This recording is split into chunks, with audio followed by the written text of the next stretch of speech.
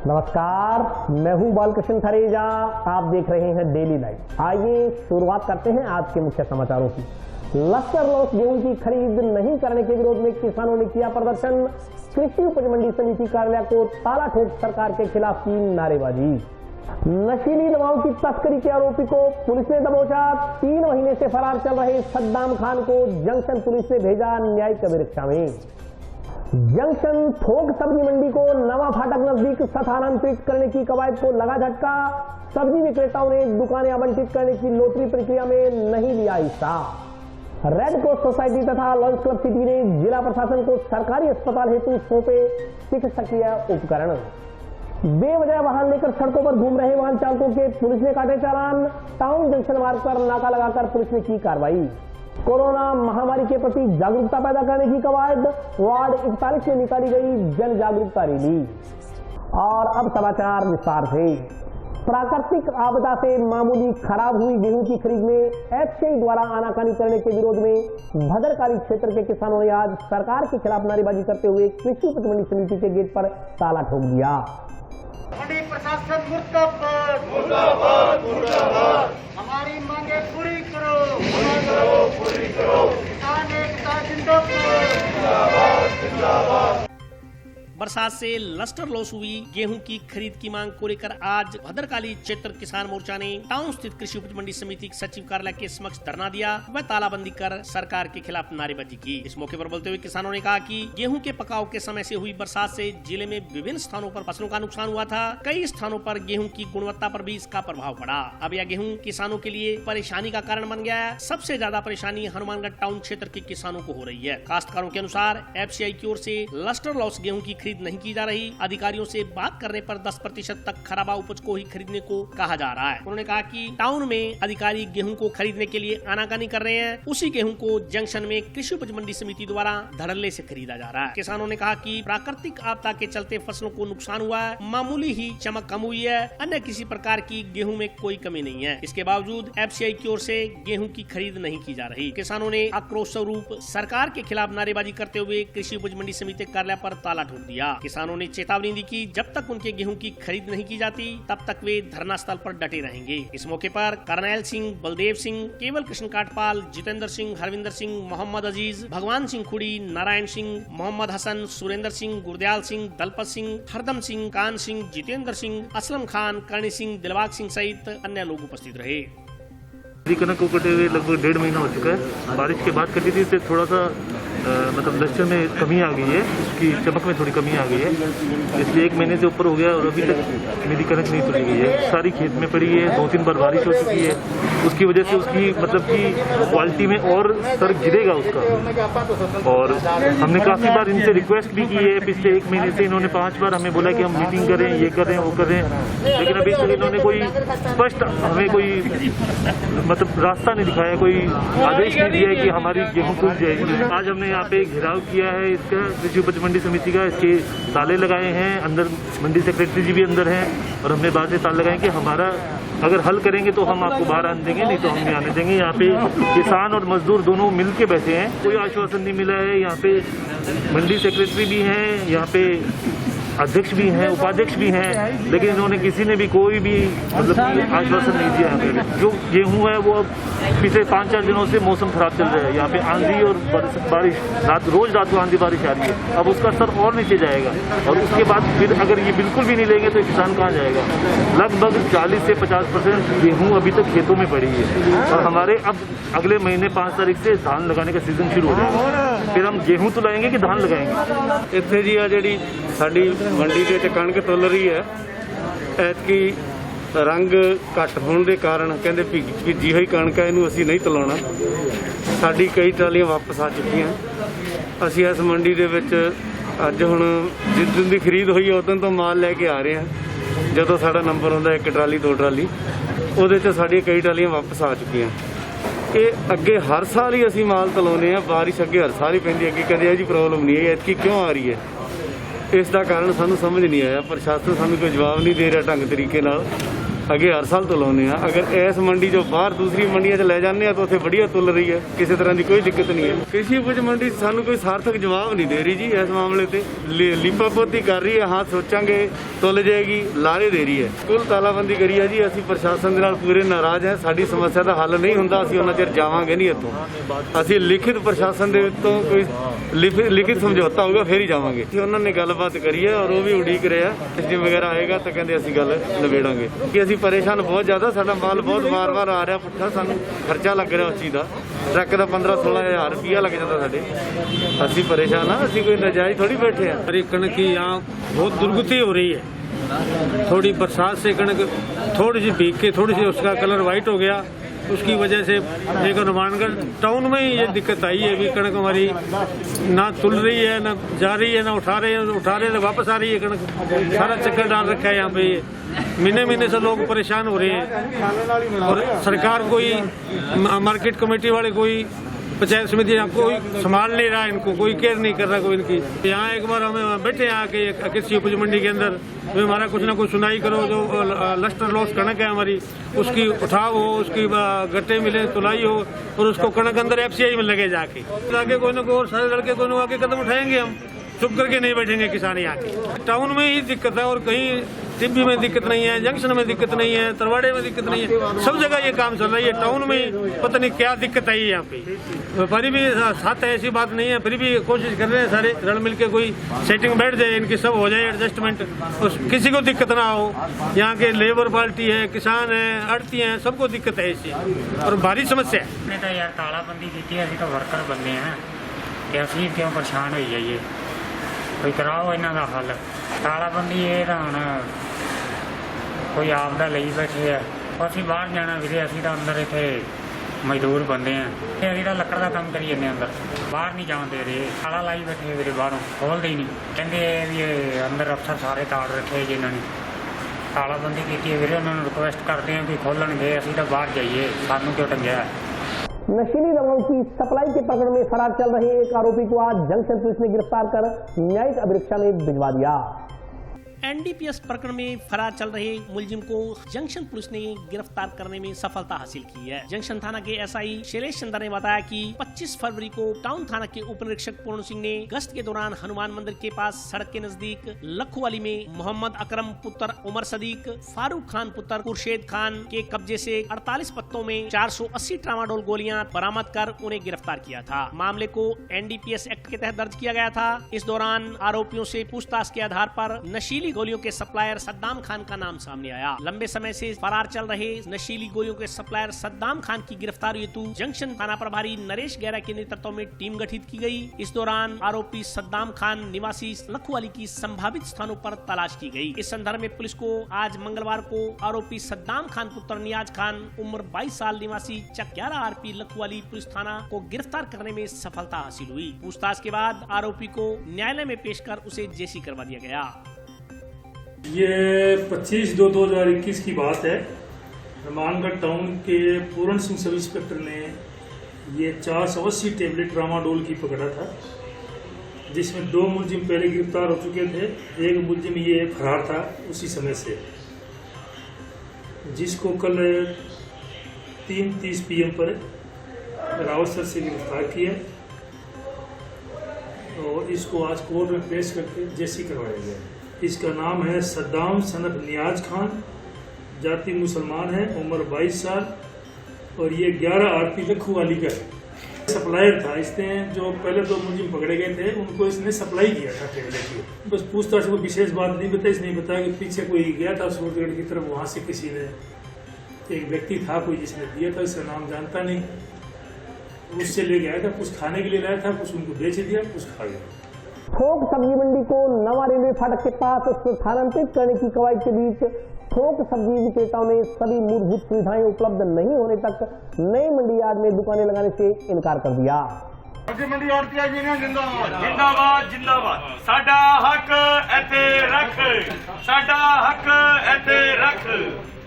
Corona संकट काल में सब्जी मंडी में होने वाली अनावश्यक भीड़ को कम करने के लिए प्रशासन की ओर से थोक सब्जी मंडी को नवा रेलवे फाटक के पास स्थानांतरित करने की कवायद के बीच थोक सब्जी विक्रेताओं ने सभी मूलभूत सुविधाएं उपलब्ध न होने तक नए मंडी यार्ड में दुकानें लगाने से इनकार कर दिया। इसके चलते दुकानें आवंटित करने के लिए मंगलवार को प्रस्तावित लॉटरी प्रक्रिया में सब्जी मंडी के थोक विक्रेताओं ने हिस्सा लेने से मना कर दिया। उन्होंने कहा कि जब तक नई सब्जी मंडी यार्ड में तमाम मूलभूत सुविधाएं प्रशासन की ओर से उपलब्ध नहीं करवाई जाती तब तक वे इस जगह से नहीं हटेंगे। सब्जी विक्रेताओं ने बताया कि कृषि उपज मंडी समिति की ओर से सब्जी मंडी के थोक विक्रेताओं को नवा रेलवे फाटक के पास नई थोक सब्जी मंडी में दुकानों का आवंटन करने के लिए लॉटरी प्रक्रिया में हिस्सा लेने के लिए आमंत्रित किया गया था, लेकिन थोक सब्जी विक्रेताओं ने यह कहते हुए लॉटरी प्रक्रिया में हिस्सा नहीं लिया कि नई थोक सब्जी मंडी यार्ड में मूलभूत सुविधाओं का अभाव है। सब्जी मंडी यार्ड एसोसिएशन ने कहा कि जब तक नई सब्जी मंडी यार्ड में बिजली, पानी, मिट्टी की लेवलिंग के कार्य सहित अन्य मूलभूत सुविधाएं उपलब्ध नहीं करवाई जाएंगी वे वहां से नहीं हटेंगे। इस बात को लेकर मंडी सचिव व थोक सब्जी विक्रेताओं में करीब 1 घंटे तक वार्ता होती रही। दूसरी ओर सूचना मिलने के बाद एसडीएम ने सब्जी थोक विक्रेताओं को शाम को वार्ता के लिए आमंत्रित किया है। अधिकारी और हमारे साथी यहाँ पे आए हुए हैं। हमारे को कृषि मंडी समिति की तरफ से ये निर्देश दिया गया है कि नवी सब्जी मंडी चल रही है वहाँ आप आवश्यकता हो जाओ कोविड-19 जैसे बचाव के अंदर, लेकिन वहाँ मूलभूत सुविधा नहीं है, पानी व्यवस्था नहीं है, बिजली व्यवस्था नहीं है, सड़कें नहीं है, कुछ भी नहीं है। यहाँ तक शायद कुछ दुकानें भी नहीं है। जो सब्जी है कच्चा पानी का सब्जी है, फ्रूट है, ये पानी की तरह होता है और थोड़ी दूर ले सड़ जाएगा। ऐसे कोई व्यवस्था नहीं है, कोई लेबर व्यवस्था नहीं है, कोई आवागमन व्यवस्था नहीं है, ट्रांसपोर्टेशन। और यहाँ तक कि वहाँ के जो आसपास गाँव है वहाँ काफ़ी लोग यानी कि असामाजिक तत्व काफ़ी रहते हैं जो परेशान करने के लिए, इसलिए हम लोग वहाँ नहीं जा सकते। इसलिए हमारे किसान पैसा लेकर आते हैं, हम वहाँ जाएंगे। किसान सब्जी इतनी दूर है कि सुविधा हो तो फिर चले जाए, सुविधा नहीं है। हमारे प्रशासन से निवेदन है यहाँ तक पूरी हमें सुविधा दो, वहाँ पर बाउंड्री वॉल, सड़कें, फर्श, पानी पूरी सुविधा दो, शेड तो हम जाएं। क्यों सब्जी का छाछ चाहिए, शेड हो तो हम जा सकते हैं। हम प्रशासन के साथ हैं, लेकिन इस हालात के अंदर वहाँ पर हम नहीं जा सकते। और प्रशासन हमारा ये निवेदन है कि हमें यथास्थिति जो यहाँ पर हम बना रखिए, हम कहो वीकेंड में 2 बार बंद करने तैयार है, क्योंकि ये आवश्यक वस्तु है, हम मना नहीं कर रहे। हम सेवा, पब्लिक सेवा करेंगे। सब्जी मंडी स्कूल में कट रही है, वहाँ पर भीड़ है, और सब्जी मंडी के अंदर फल बिक रही है, वहाँ कोई भीड़ नहीं है। रात को 4 बजे लेकर 7 बजे मंडी खुली है और हमने इतनी व्यवस्था रखी है, रात को 4 से 7 बजे मंडी खुली होती है। 8 बजे तक बंद कर देते हैं काम व्यापार। उसके बाद रिटेल वाले जाने, रिटेल वाला काम जाने। कलेक्टर साहब से, माननीय कलेक्टर साहब से, हमारे जिलाधिकारी, हमारे अपने यहाँ पे अपने जिलाधिकारी हैं, उनसे निवेदन ये है कि अगर अब पूरी सुविधा में मिल जाए तो हमें कोई एतराज नहीं है। लेकिन आज के हालात को देखते हुए कोविड के अंदर हम भी बाल बच्चे वाले हैं, आवश्यक वस्तु के अंदर सुविधा दे रहे हैं। जमींदार, लेबर हमारे सारे जुड़े हुए हमारे साथ में, फिर भी हम यहाँ सुविधा दे रहे हैं। स्कूल के अंदर अच्छी व्यवस्था चल रही है। नवीन सब्जी मंडी में हड्डा रोड़ी है, वहाँ खड़े होने पर इतनी बदबू आती है। अभी बारिश का टाइम है, दुनिया भर के वहाँ खड्डे हैं, आदमी खड़ा नहीं रह सकता इस धूप में। कोई पानी की सुविधा नहीं, कोई शेड की सुविधा नहीं। बारिश, आंधी तूफान का मौसम है, कोई कहाँ माल रखेगा, कहाँ माल उतरेगा, कहाँ से ग्राहक आएंगे, कोई किसी तरह की कुछ सुविधा नहीं है। सड़कें नहीं है, आने जाने का कोई साधन नहीं है, कोई शेड नहीं है, कोई दुकान नहीं है। हमारी ये मांग है वहाँ सड़कें बनाई जाए, दुकानें बनाई जाए, हर आड़ती को शेड दिया जाए, हर सुविधाएं हो, पानी की सुविधा, बिजली की सुविधा, पल्लेदारों के रहने की सुविधा, बैंकों की सुविधा, असामाजिक तत्वों से बचने के लिए वहाँ पुलिस सुविधा, सब सुविधा होनी चाहिए। सामाजिक संस्था रेड क्रॉस सोसाइटी तथा लॉयंस क्लब सिटी के सदस्यों ने जिला अस्पताल में मरीजों की सुविधाओं के लिए बेड, ऑक्सीजन रेगुलेटर सहित अन्य चिकित्सकीय उपकरण जिला कलेक्टर को सौंपे। कोरोना की चैन तोड़ने के लिए जहां जिला प्रशासन पूरी तरह मुस्तैद है, वहीं विभिन्न सामाजिक संस्थाएं भी बढ़ चढ़कर इसमें अपना सहयोग दे रही हैं। आए दिन विभिन्न संस्थाओं द्वारा राजकीय जिला चिकित्सालय के लिए मरीजों के लिए बेड व ऑक्सीजन रेगुलेटर देने का क्रम जारी है। इसी क्रम में मंगलवार को लॉयंस क्लब हनुमानगढ़ सिटी तथा रेड क्रॉस सोसाइटी द्वारा विभिन्न चिकित्सकीय उपकरणों की सहायता प्रदान की गयी। लॉयंस क्लब द्वारा महात्मा गांधी राजकीय जिला चिकित्सालय में 11 बेड व 21 ऑक्सीजन रेगुलेटर की व्यवस्था करवाई गयी। जिला कलेक्टर नथमत डिडेल की उपस्थिति में जिला चिकित्सालय में पीएमओ डॉक्टर दीपक सैनी को क्लब सदस्यों ने बेड व ऑक्सीजन रेगुलेटर सौंपे। इस मौके पर जिला कलेक्टर ने क्लब सदस्यों की सराहना करते हुए कहा कि शहर की अन्य समाजसेवी संस्थाओं, भामाशाहों को भी इस संकट काल में आगे आकर प्रशासन का सहयोग करना चाहिए। पीएमओ डॉक्टर दीपक सैनी ने क्लब सदस्यों का इस सहयोग के लिए आभार व्यक्त किया। इसी प्रकार रेड क्रॉस सोसाइटी द्वारा डॉक्टर पीसी बंसल के नेतृत्व में विभिन्न चिकित्सकीय उपकरण जिला कलेक्टर को सौंपे गए। इस मौके पर रेड क्रॉस सोसाइटी के राम निवास मंडन, सीएमएचओ नवनीत शर्मा सहित अन्य लोग उपस्थित रहे। Red cross society Hanumangarh branch संस्था डिस्ट्रिक्ट शाखा ने आज कलेक्टर साहब को सीएमएचओ के साथ हमारे कोविड पेशेंट के लिए एक ऑक्सीजन कंसंट्रेटर, 400 गाउन और 1000 मास्क स्पुर्द किए ताकि मरीजों के काम आ सके। अभी एक हफ्ते पहले हमारे कलेक्टर साहब से मीटिंग हुई थी नथुन डिटेल जी के साथ में, तो उन्होंने ये बताया पीएमओ साहब से बात करके कि हॉस्पिटल में बेड की और रेगुलेटर की रिक्वायरमेंट है। तो फिर हमारे सिटी क्लब की मीटिंग हुई और उसमें डिसाइड हुआ 11 बेड और 21 रेगुलेटर क्लब द्वारा लॉन्च प्लान मानकर सिटी द्वारा दिए जाएंगे।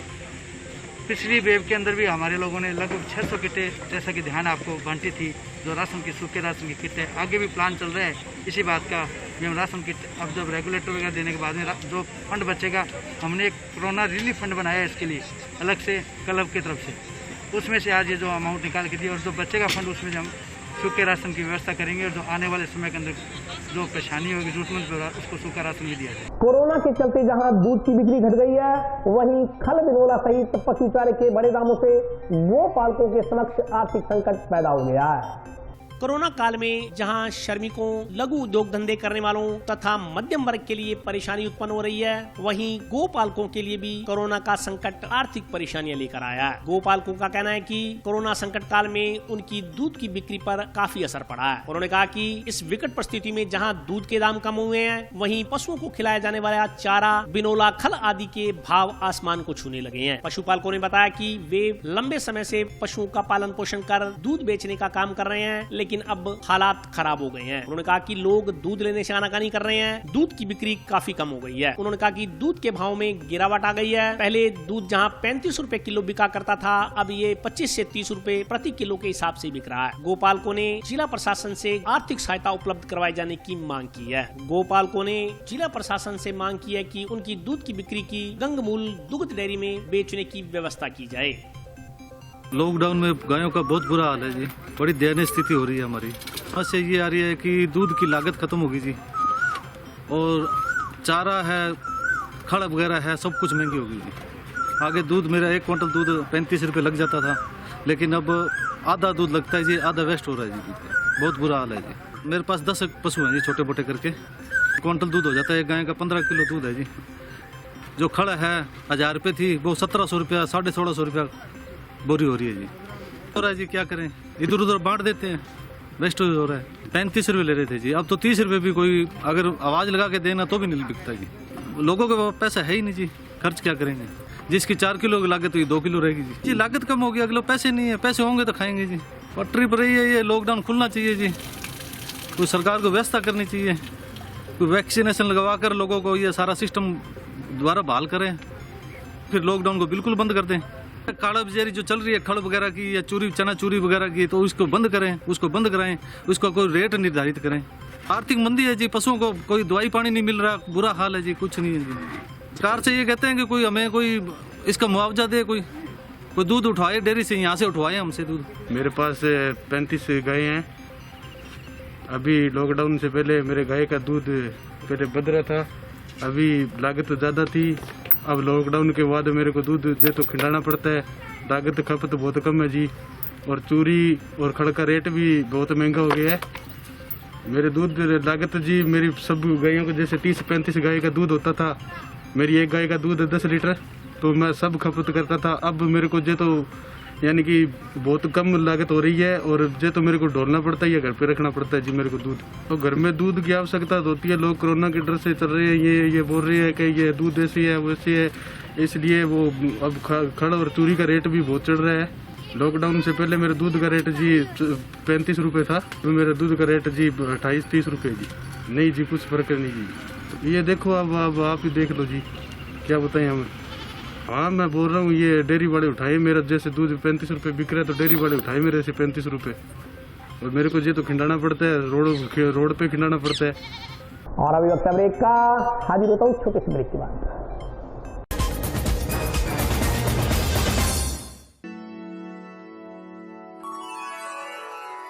यूं तो कई बार मुझे हंसते देखा है,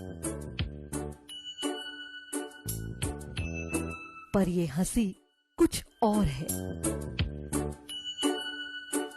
ये गहना मुझ पर जचता है, पर ये महज एक गहना नहीं, ये रूपरेखा है मेरे मन की। हंसती खिलखिलाती लहरों की, जो आतुर थी अब तक मुझ पर सजने को।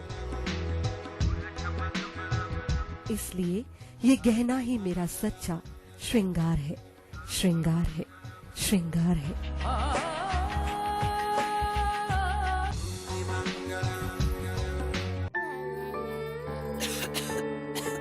दीदी ये देखो,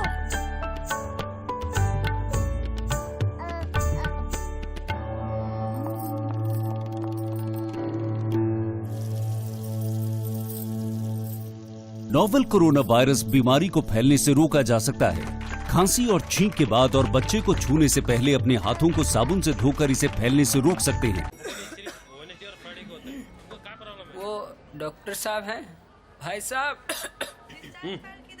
खांसी और बुखार था, सोचा चेक करवा लूं।